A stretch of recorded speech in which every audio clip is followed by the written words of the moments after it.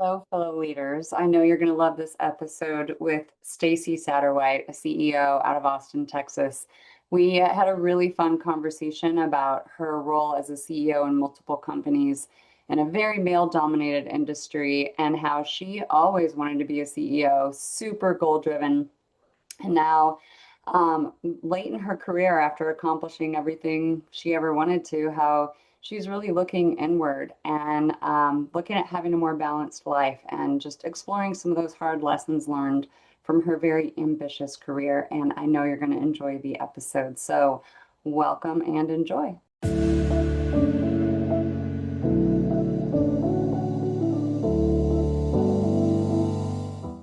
Welcome, friends, to this episode of It's Not You, but Sometimes It Is, the podcast where real leaders talk about the real crap that we've overcome and the wisdom that we've gained. And we have Staci Satterwhite here with us today to talk about all the wisdom she's gained on her very long, really impressive journey. She is now the CEO of ABS Waveite in Houston, Texas. And Staci, thanks so much for being with me today. My pleasure, Meg. So, can you give us a little bit of the arc of your career? What landed you in the CEO seat? Was it an accident? And I think your background was a little bit more of the sales and marketing track. I know we all kind of take our weird and windy tracks here. So, give us a little bit of a feel for how you landed there. Yeah, happy to do so. So I have an electrical engineering degree. I typically say, please don't hold that against me. Started my career as a software programmer, didn't really dig that a lot. And so then I actually moved into services and operations. So I kind of at different points in my career had different objectives. Ultimately, I always wanted to be CEO, so that was incredibly intentional on my behalf.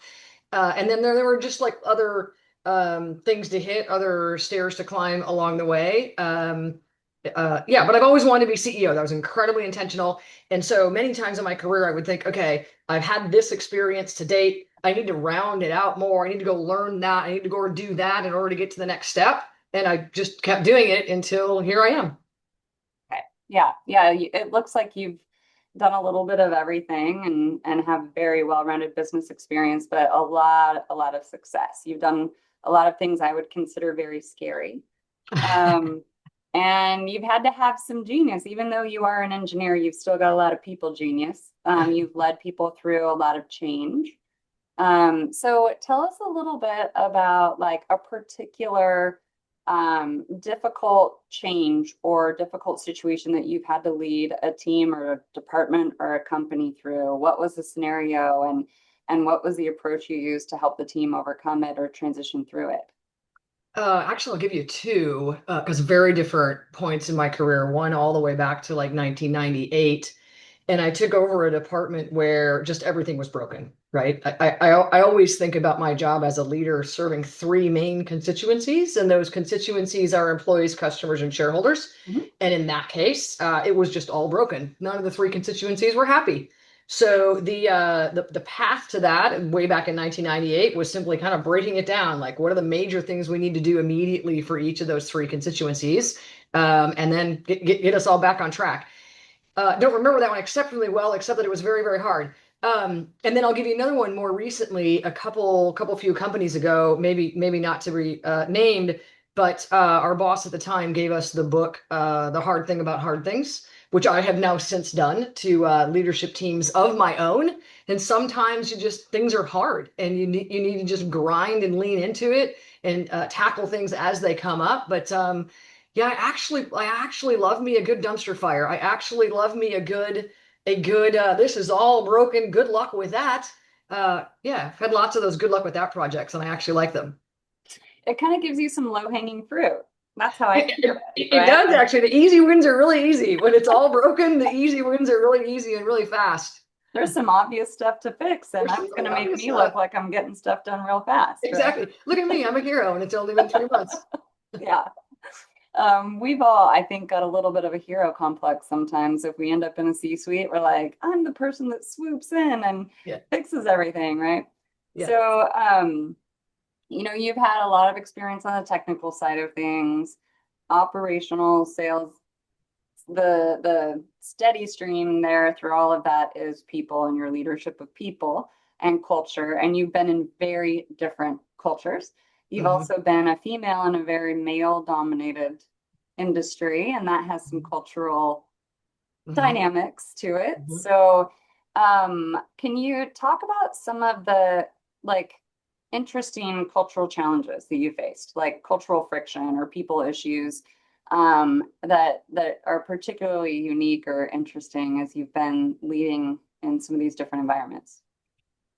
I think at this point in my career, in my upper 50s and have done this a really long time, I tend to gear towards some of the more familiar models, right? Like the Tuckman model, the whole thing, as well as today the Lencioni model, right? Trust, conflict, etc. So I lean into some of those things. For my current leadership team, I did hire an external consulting company to do, it's not like a Myers-Briggs, it's not like insights, but of course I believe in all those things. I know my insights. I'm, red, yellow, blue, green, or red, blue, yellow, green, depending on how much data is needed. But at this point in time, it's really for me about an assessment of the team and how much are we meeting that Lencioni, the five dysfunctions of a team, which then leads to a pyramid, which leads to a score. Like, how really well are we performing as a team on that measure? That's really what I try to lean into. I say so many times, Meg, this is one of my current things, even in my current team. People will come to me and they'll say, so and so said da da da da da. And of course, my first thing back to them is, did you ask them about it? Did you go talk to them about it? So I try to lean into that a lot. Yeah. Yeah. I remember I had my leadership team read the five dysfunctions of a team, Lencioni, right? And then I had us all sit down and I said, each of us are going to write down the number one thing that the other people do that derails our work together. And we're all Yeah. going to sit down, give Yeah. each other this piece of paper, give each other the feedback, and say, this is what you do that derails us. And we're just going to say, thank you for telling me this. And I remember Yeah. telling another CEO that I was doing this, and he was like, you're crazy. Why would you, what? Why are you going to do that? I'm like, I really believe in this stuff. Like, we need this kind of feedback. And all of us do things that are dysfunctional and derail our relationships. Yeah. And Oh, 100%. I'm very, maybe again, one of my favorite phrases is, as people, our weaknesses are our strengths overdone. When people say to a yeah, fault. I'm very transparent and I'm very like, call a spade a spade. If somebody's doing something, we're just going to call it out. We're going to embrace it. Yeah. And we're just going to work through it. Right. I think as a leader as well, too, and as humans, we spend a lot of time thinking and focusing on our weaknesses. But at the same time, we should really be leaning into, what am I good at? And so I look across my team, and of course, like any leader, I can tell you what they're good at and what they're not good at. yeah, My job to help lift them and do more of the things they're good at, as opposed to fixing the things they're not good at. right. Yeah. And hire to your deficits, admit the Mhm. things that you'll never probably be great at because we're wired differently. Right. And Yep. yeah. So, Yep. um, in leadership, I know that you've been in some environments that are just considering how long you've been in leadership and the industry that you're in. I'll just kind of leave it at that and let you interpret that in any way you want. You've probably experienced some bad leadership or some leadership that wasn't very effective for you, and that shapes us. I know that I figured out what kind of a boss I wanted to be, sometimes in reaction to just knowing what I didn't want to be like, right? Mm-hmm. So, what are some examples of that for you where you realized you learned from a bad boss? I don't want to be like that. Yeah, I think for me, it's really about the role of anger to motivate people. Yeah. I'm not a boss that tends to use anger consistently. In fact, at one point in my career, I was in a development program for with a company I respect a lot, and I asked one of the mentors and leaders his point of view, and I said, "What's your point of view on the role of anger in leadership?" And I thought he had a great answer. He said, "Anger works once." Right. And then after that, you just demotivate people. So that's my particular style. I'm not. I will of course be crystal clear in my expectations of someone. That is my job. But I Hmm. don't particularly like the use of anger, especially not frequently. Yeah. Yeah. It just triggers a threat response. So it'll get you a result once or in the short term, but in the long term, you're completely destroying your relationship with that person. Yeah, Yeah. Yeah. I agree. Now, one more thing on that, Meg. I think for me, I've been thinking about this a lot. Part of how I grew up, I mean, I grew up in, NASDAQ went on up and to the right for a really long time in my career. Like, was it 1998 to 2021? Like up and to the right. So it's a little bit rising tide rises all boats. But what I learned from that as a leader is the people that work for me, they have lots of opportunities. They can go Mhm. anywhere. Yeah. So I need to make sure they are engaged and motivated. And so I think that's a little bit different because of the environment I grew up in. Oh yeah. Yeah. That's interesting. Whereas, some people, we led teams where it was like, hey, you're lucky to work here and I can kind of treat you Exactly. however I want and I'm not going to have a problem with attrition. And Exactly. yeah, Yeah, yeah. exactly. So the saying, sometimes we're our own worst enemy. And I can look back at various situations I faced as a leader and go, oh my gosh, Meg, like I wish I would have known what I know now. And I was doing what I thought was going to be effective and right and what I had to do. And I was being a good Mhm. boss and I was totally making the situation worse. Right. Mhm. So, I like to talk about stuff like this. Let's just, Yeah. let's put that out there. So, can you give us one of those moments where you, looking back, realize like you were really actually in a battle with yourself, with an old mindset that wasn't working, a Yeah. personality trait that maybe you were was a little too intense? And what did you learn? What did you carry forward from that experience? Yeah, I think I'm a people pleaser at heart, Mm. which at some point in your career, this does not serve you. Yeah. Um, I had a year a few years ago. I don't remember the exact year, and maybe that's okay. So you can't find it on my LinkedIn profile. But I, I had a year a few years ago where it was the year of discernment. I felt like I really needed to just get more discerning. I was Yeah. just a little too pleasing, not discerning enough, didn't push back enough to the people above me. Mhm. Very different, like leadership style for my peers and the people below me, but just for the people above me. And so Mhm. my style now as CEO is really quite different. I'm just much more discerning than I Mhm. used to be. Yeah, interesting. I see, especially with newer leaders, where they think they need to be liked. They think I Exactly. have to have a good relationship with people, and that means I need to be liked. And it Yeah. doesn't. Just it means you have to be trusted.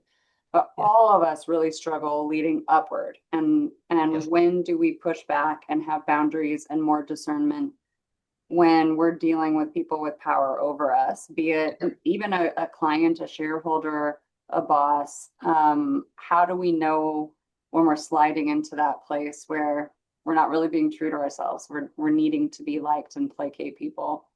And you Exactly. have a lot of discernment to know the difference. Yeah, exactly. That's probably the biggest single transformation I've made in the last several years. Interesting. Yeah.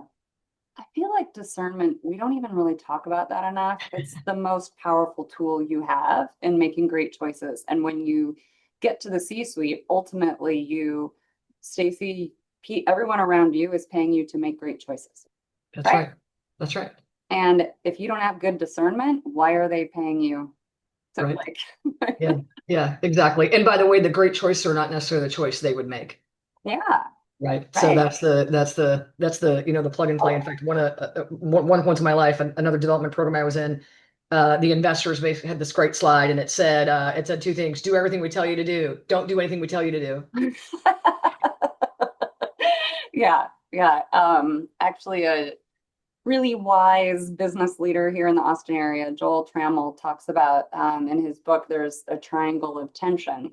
And you talked about the three constituencies. You have your shareholders, your employees, and your clients or customers. And there should be tension. And you're in the middle making decisions. And everyone should be a little unhappy with you if you're doing a good job. Right. Yeah. Yeah. Yeah, that's So, well said. Yeah, exactly. Yeah. yeah, yeah. Very well And said. if you're not feeling that tension, probably people are too happy. Yeah, exactly. And then you're back to the pleasing thing, which Yeah. doesn't probably serve the long-term outcomes that you're trying to drive. Yeah. Are you a boss or are you a cheerleader Right. or a Exactly. babysitter? Yeah. Exactly. Um, so I we're talking about kind of this recent awareness that it's like you're still working on yourself after all this time. Hmm. And I almost feel like I'm more aware and working on myself more than ever Hmm. the older I get, because I'm realizing how important that is and how much happier I am. And Hmm. more successful I am in my own way, in the way that I determine success. And some of us get to this pinnacle of I always wanted to be a CEO and now I'm here and we're like, oh, I've got a lot of growth to do. Right? This Yeah. isn't the top of the mountain. So what else do you see as potential like growth areas? What do you think you want to work on about yourself or your leadership so that you can be like really fulfilled by your job Yeah. optimally and not have as much stress or tension or have the kind of influence that you really want to have over those around you? Yeah. I love this question. It is so pertinent to the spot I'm in life at the moment, since I had established such a goal of becoming a CEO. And I did, and the situation itself was difficult, and we overcame it and we fixed it. And so at this point in life, I'm a little bit having, if you know who Scotty Scheffler is, he's a really good golfer. He came out a few weeks ago and said he's number one in the world and winning all these tournaments, and he's a little like, okay, it's kind of unfulfilling, actually. Hmm. The end of the day, we still look at each other and decide what's for dinner.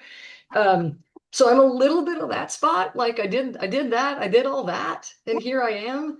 So I think the growth for me is to not have it be such a myopic focus for me, to have it be more about, I'm lucky enough to have grandkids through my husband, to have it be more about that, more about a fulfilling life. Like, can I be a CEO with life balance? Is that possible? I've never really had life balance before. I'm not really sure what it would look like.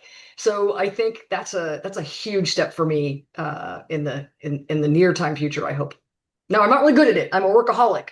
So I battle myself here. I battle myself on this one. It's difficult. Yeah, I'm sure no one else knows what you're talking about with Exactly. Yeah, exactly. that.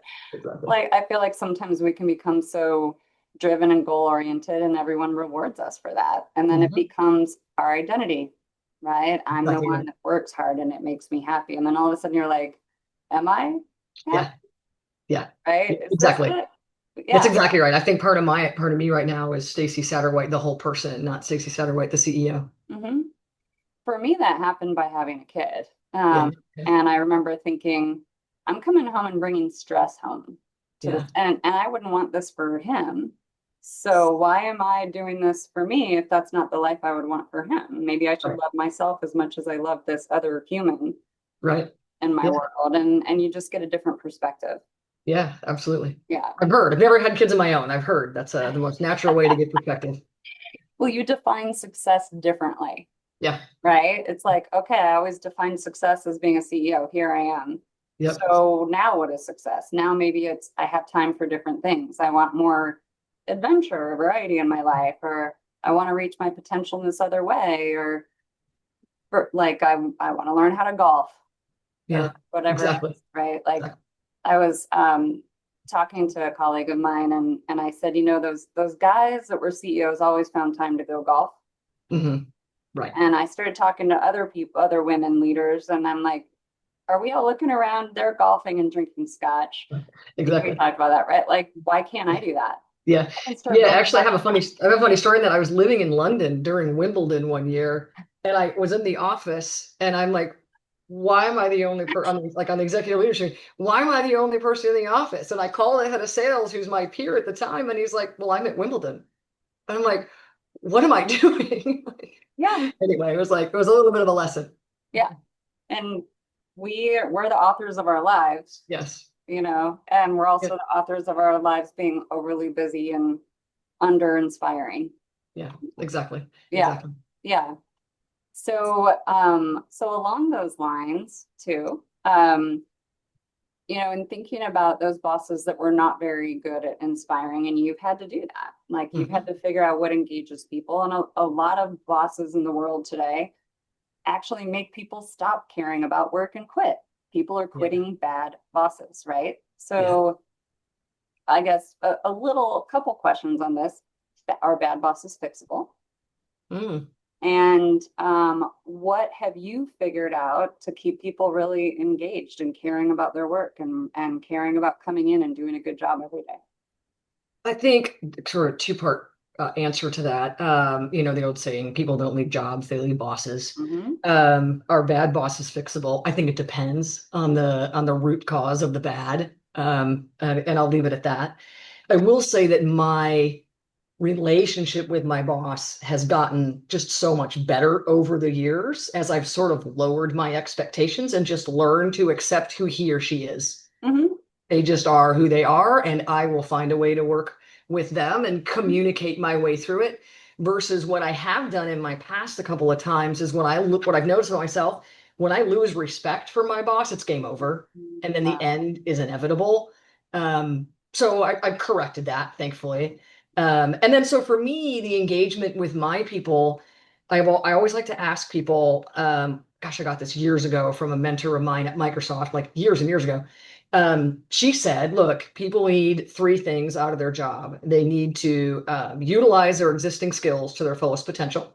Mhm. They need to build on those skills and create new ones. And three, they need to get out of bed. And it's your job as your boss to understand those three things, especially, of course, the third one, which is Okay. clearly just intrinsic motivation. Yeah. Yeah. Yeah. And that's different for each person. So what Very, gets this person out of bed? very. Yes, Right. exactly. That's And exactly right. that's where some of the art of leadership comes in. It's not just science and skill, it's art, right? Mhm. It's figuring out, ooh, this person, I'm seeing this, excite them, right? Mhm. Half How can I? therapy, not exactly therapy, but half. The other thing I always say is the hardest job in any company and the hardest job in anybody's career in ladder climbing is first line management. Oh yeah. By far the hardest because the people below you aren't managers. They don't know what it's like, but yet you need to be a manager. And that job's half therapist. Yeah. Yeah. And you've got all the tensions and confusion above you, and you feel like you have no power, but you're responsible for the results of these people, and you really aren't getting the support or training you need to really Mhm. do that. Mhm. And yeah, I wouldn't go back to that.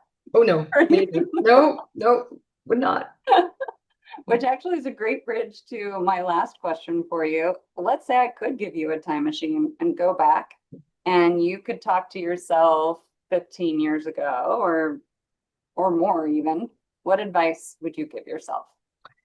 I think I'd give myself a break. I think I'd say your expectations of yourself are a little too high in this moment. Like, don't take it all so seriously. It is at the end of the day just work. And I happen to be in a software business that is not life or death. So it's for the most part software. Yes, it's important software for these businesses, but it's not life or death. So I think my advice to my then self would be don't take it quite so seriously and don't have such crazy high expectations of perfection. It's not, it's going to be okay. Yeah, yeah. I finally figured out that my need for perfection was really rooted in insecurity. Right? Yeah. It's like if I'm not perfect, someone's going Yep. to figure out I'm not good enough for this, or they're going to reject me, or that, it's that imposter syndrome. Yep. And I was like, wait a second, all these other people are leading.